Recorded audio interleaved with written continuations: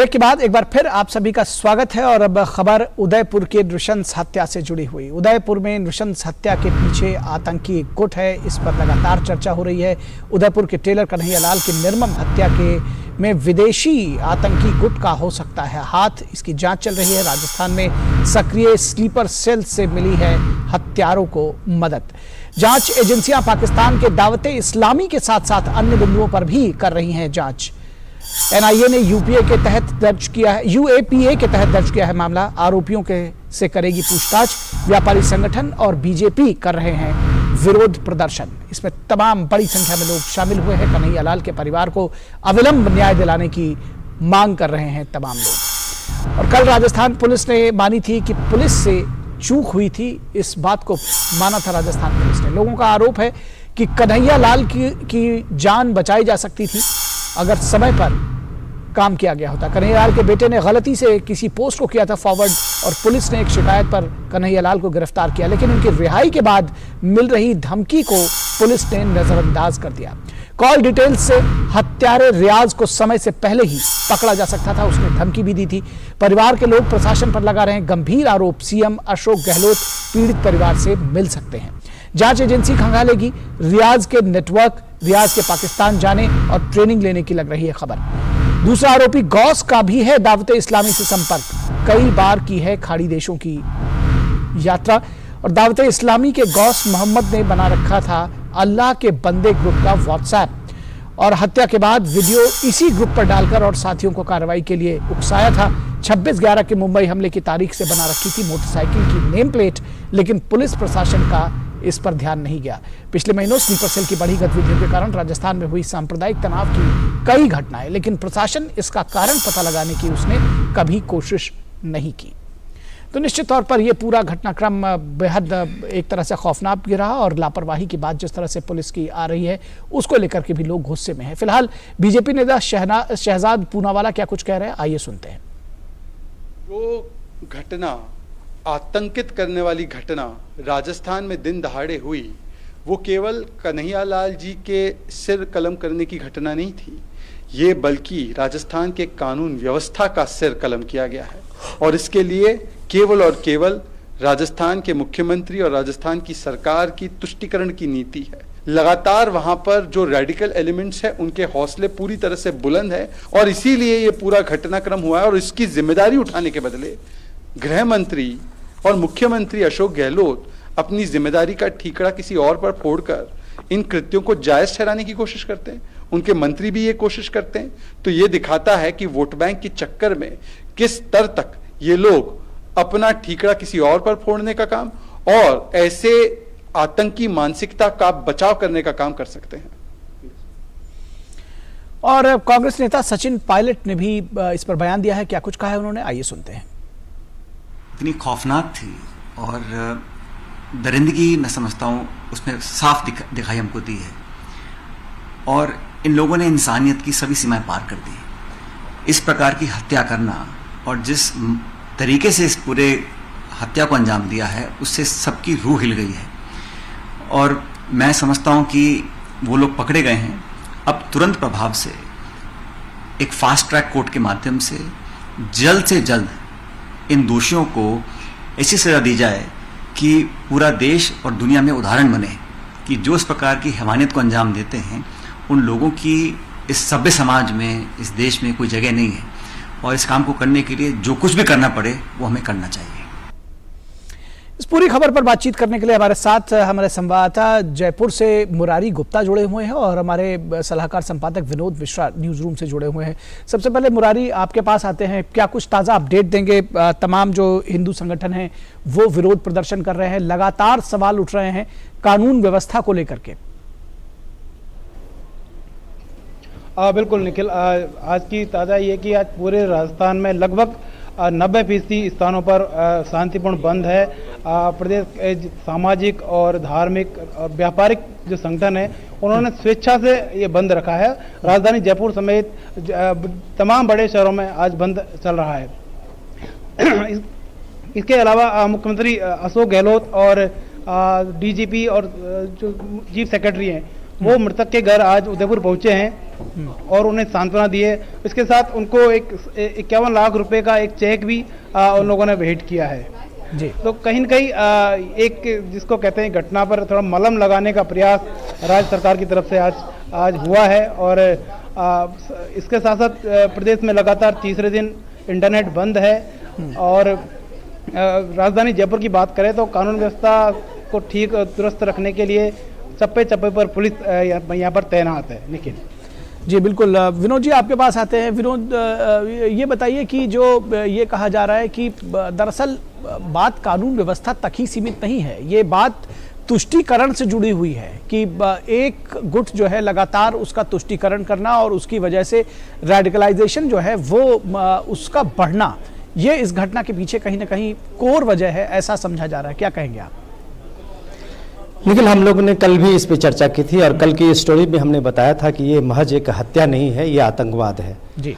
और अगर आप देखें कि हम लोगों ने जो 2 बजे की ये स्टोरी की थी और शाम 5 बजे में जो वहाँ के पुलिस डीजीपी का जो प्रेस कॉन्फ्रेंस हुआ था तो वो एक लीड लेके आए थे और पुलिस के तरफ से ये कहा गया था कि इसमें जो एक गौस मोहम्मद है जो दूसरा बंदा है उसके आरोपी में, उसका सीधा लिंक मुंबई के स्थित जो है वो दावत इस्लामी के एक ग्रुप से है, संगठन से है जी, जिसका ऑफिस जो है मुंबई में है। तो एक ये लिंक जो है एस्टैब्लिश हो जाता है, वो कल ही एस्टैब्लिश हो गया है कि एक इस दोनों के का जो लिंक है वो एक इंटरनेशनल ऑर्गेनाइजेशन जो दावत इस्लामी है उसके साथ जुड़ा हुआ है और उसकी जो शाखा है मुंबई में है, जिसके साथ में ये रियाज अहमद के साथ साथ गौस अहमद दोनों जुड़े हुए थे। अब सवाल यह है कि आपने जब दूसरा सवाल उठाया तो उसके साथ में आप ये देखिए कि ये इतने बड़े लिंक होने के साथ एक जो बंदा है वो एक ग्रुप चला रहा है, व्हाट्सएप ग्रुप चला रहा है, उस पे वो अपने ही लाइक माइंडेड लोगों को उस ग्रुप में जोड़ा हुआ है। आपको ध्यान होगा कि जब हत्या के बाद उसने लगभग 3 वीडियो बनाई थी जी। और तीनों वीडियो बना के उसका जो मैसेज था वो यही था कि लोगों को एक तरह से उकसा रहा था जी। वो ये बता रहा था कि हमने ये करके दिखाया है, तुम भी कर सकते हो जी। तो आप ये देखिए कि उसका एक मकसद जो था वीडियो पे डालने का, वो अपने लोगों को एक तरह से मोटिवेट कर रहा था, जो इतना दिन से मोटिवेशन उसको मिला था। विनोद जी, इस पर तो राजस्थान चीजों पर रोक लगाने के लिए क्या कुछ किया जाना चाहिए? मैं ये अपनी बात पूरी कर देता हूं इसमें कि एक्चुअली राजस्थान पुलिस के साथ में दिक्कत यही हुई, जो कल डीजीपी पुलिस के प्रेस कॉन्फ्रेंस में वो लोग मान रहे थे कि उनसे बड़ी चूक ये हुई कि उन्होंने इस तरह की तहकीकात नहीं की। जिस दिन इसको धमकी की कॉल मिली थी, उसके परिवार को, कन्हैयालाल परिवार के कॉल मिला और उसके कॉल के बाद उसने पुलिस के सामने में कॉल डिटेल रखा, तो उसको इन्वेस्टिगेशन करने के बजाय एक तो उसके एक शिकायत पे आप कन्हैयालाल को जेल में बंद कर दिए, उसको जमानत मिली तो फिर उसको धमकी मिलने लगी और जब वो गया तो उसको आपने कहा कि चलो निगोशिएट कर लो, तुम थोड़े दिन दुकान बंद कर लो। अगर उस दिन आपने ये सारी तहकीकात करती कि जिस ग्रुप से उसको धमकी मिल रही है वो ग्रुप कौन है, इसका जो है बैकग्राउंड क्या है, इसके ग्रुप का जो है कनेक्शन क्या है, तो शायद कन्हैयालाल को बचाया जा सकता था। यही उसके परिवार के लोग मांग करते हैं। ये अभी अशोक गहलोत के सामने में भी उनके परिवार के लोगों ने ये बात रखी है। निखिल जी बिल्कुल, आपके पास दोबारा आएंगे। मुरारी, आपसे ये समझना चाहेंगे कि ये जो पूरा एक कानून, जिस तरह से गिरफ्तारी के बाद की जो पूरी प्रक्रिया चलती है, गिरफ्तारी हो गई है दोनों लोगों की, कहा जा रहा है कि फास्ट ट्रैक कोर्ट का गठन करेंगे, इस मामले को जल्द से जल्द लेकर आएंगे। दरअसल न्याय जल्द से जल्द मिल सके, ये भी बहुत जरूरी है। क्या कुछ किया जा रहा है इस संबंध में? बिल्कुल निखिल, डीजीपी लाठर ने भी कल माना है कि ये एक आतंकी घटना है और इसके तार निश्चित रूप से पाकिस्तान से और अरब देशों से जुड़े हुए हैं। और जिस तरह की बात लगातार यहाँ के राजनेता, यहाँ के जो मंत्री हैं, इवन मुख्यमंत्री अशोक गहलोत भी कह चुके हैं कि ये मामला बहुत संगीन है और इसकी आतंकी मामला है, इसकी जितनी जल्द से जल्द सुनवाई हो, कार्रवाई हो, वो आवश्यक है। उन्होंने अपने आज जब उदयपुर गए थे तो मीडिया से बातचीत करते समय भी उन्होंने कहा था कि हम एनआईए से दरख्वास्त करेंगे कि इस मामले की तेजी से सुनवाई हो और एक कड़ा मैसेज जो लोग हैं, जो आतंकी संगठन है, उनको एक जाना चाहिए। तो कहीं न कहीं ऐसा लगता है कि जिस तरह का एक भावनाएं इस मामले को लेकर राजस्थान में, पूरे देश भर में बन रही है, तो उसको लेकर लगता है कहीं न कहीं इस मामले में तेजी से कार्रवाई होगी और जो दोषी है, आतंकी है, उनको कड़ी सजा निश्चित रूप से इस मामले में मिलेगी। जी विनोद जी, एक चीज ये भी समझना चाहेंगे कि जिस तरह का ये पूरा घटनाक्रम हुआ, तुष्टीकरण की राजनीति हुई, एक छोटी सी शिकायत पर कन्हैयालाल को बंद कर दिया गया, लेकिन दूसरे ग्रुप के खिलाफ कोई उसकी जांच तक नहीं की गई। ये जो इस तरह का पूरा घटनाक्रम है, जिस तरह से राजस्थान में देखने को मिला, क्या ये जो पूरी घटना हुई है इसका मैसेज बाकी राज्य सरकारों तक भी जाना चाहिए कि समय रहते अगर आप कार्रवाई नहीं करेंगे तो इस तरह का भुगतान करना पड़ेगा? देखिए निखिल, ये बात आपने सही कही है और इसमें आप ये देखिए कि ये अभी भी आप अगर राजस्थान में जाएं तो हर गली हर चौराहे पे लोगों में गम है, गुस्सा है, लेकिन वो एक चीज़ उनको अपनी एक रिस्पॉन्सिबिलिटी भी है। वो एक बात जानते हैं कि वो जिस मकसद से इसको वीडियो डाला था, जिस मकसद से उसने इस तरह का एक घिनौना हरकत की है, तो उसका एक मकसद कामयाब होने के लिए लोगों ने एकदम अपनी सहनशीलता दिखाई है। लेकिन आप ये देखिए कि इकोसिस्टम क्या है इस देश में और नैरेटिव्स कैसे बनाते हैं। आप देखिए कि उसकी एक जो नुपुर शर्मा की बात कही जा रही है कि उसने उसके बेटे ने एक पोस्ट को फॉरवर्ड किया था, इसके लिए उसको ये सजा मिली है, तो आप देखिए वो घटना इतनी आगे बढ़ते कैसी गई। आप उस चीज को अगर आप देखें कि अगर ये टेलीविजन के बहस में किसी एक दूसरे पैनलिस्ट ने उसको उकसाया, उसने उसका जवाब दिया, ये बात आई गई और खत्म हो गई। 15 दिन के बाद वो अचानक आज जो आप ये देखिए कि उसको जो फैक्ट चेकर के नाम पे इतनी बड़ी ये बातें हो रही है, यूएन से लेके सारे अल्ट न्यूज के उस पे जब को इसको लेके सारी बातें हो रही है कि एक ह्यूमन राइट का वायलेशन है। लेकिन आप ये बात हम लोग भूल गए कि इस चीज को लेके कि एक बंदा उसको पूरे नेशनल इंटरनेशनल फैला दिया है और उसको फैलाने वाले जो लोग हैं उसी को लोग आज सपोर्ट कर रहे हैं कि ये एक ह्यूमन राइट का वायलेशन है। तो आप इस चीजों को जब अलग अलग खांचे में रखेंगे, आप जब इस चीज को रखेंगे कि एक तर्क जब आप देंगे उसको कहेंगे कि आप ये जो फ्रीडम ऑफ एक्सप्रेशन में आता है, दूसरे को आप कहेंगे कि वो एक तरह से आपकी ब्लास्फेमी में आ जाता है।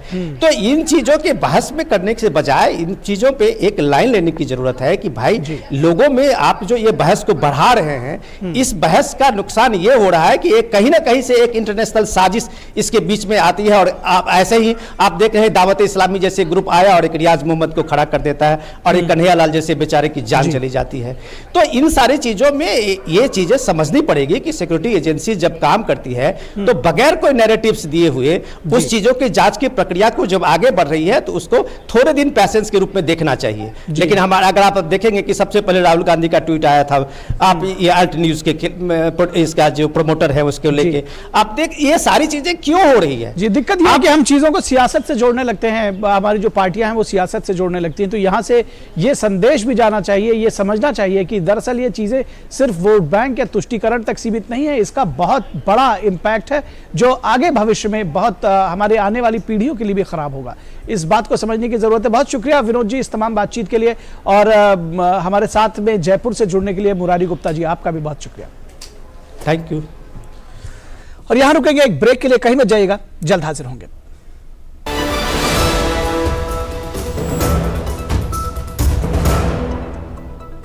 Power Grid, a Maharatna PSU of Government of India, largest transmission utility of country, embarked on one such remarkable journey.